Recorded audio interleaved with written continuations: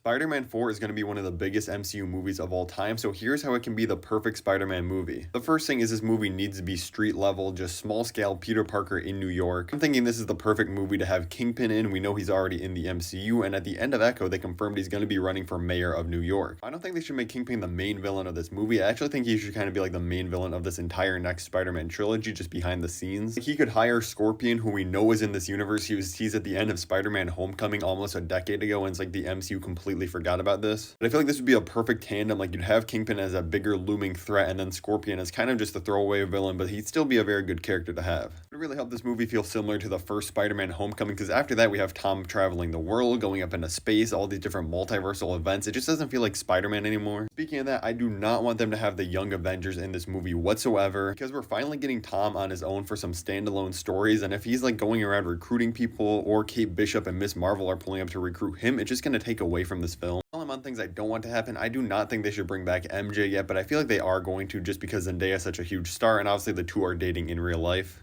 Which I'm actually fine if she's in the movie, as long as they don't get back together and she doesn't remember who Peter is all of a sudden. Because the ending of No Way Home is so powerful and good, you do not want to just undo this immediately in the next film. Instead, I think this is time to introduce Black Cat in the MCU as kind of the new love interest, but also an antagonist in the film. The best way to do this, if they are going to have MJ still in this film in some capacity, would be like Peter is still longing for MJ and wanting her back, but as he's Spider-Man and going around saving people and solving crime, he runs into Black Cat, and then he starts falling for her too. And maybe she's playing into it, but you find out at the end like, oh, she was just trying to get closer to Spider-Man to find out who he really is, because she's working for Scorpion and Kingpin. I've been getting a lot of rumors from industry insiders saying that Sydney Sweeney is going to be joining the MCU, and since Spider-Man 4 is likely to start filming this fall, a lot of people are thinking that's what she's going to be in, and she's going to be playing Black Cat. Which maybe it's just me, but I don't see her and Tom Holland having good chemistry on screen at all, but maybe it will work out. If they don't want to do that, they could of course go for Gwen Stacy, introducing her into this universe and having like the love triangle with her instead, but I feel like we've seen this character so much in Spider-Man media that it's time to add Black Cat into the films. I also would really love to see the classic Peter just working some jobs, struggling to pay the rent. I feel like we're really missing out on that in this new MCU trilogy, because he's been tied to Tony Stark and the Avengers so early on. But now that he's separated from that, nobody knows who he is. This is the perfect chance to have him with those classic Peter Parker struggles. And please, Marvel, keep the final swingsuit from the end of No Way Home in this movie. This thing is absolutely gorgeous. We need to see it in a full film. And let me know in the comments what your wish list is on what you want to see in Spider-Man 4 to make it the perfect movie for you, and hit that subscribe button for more.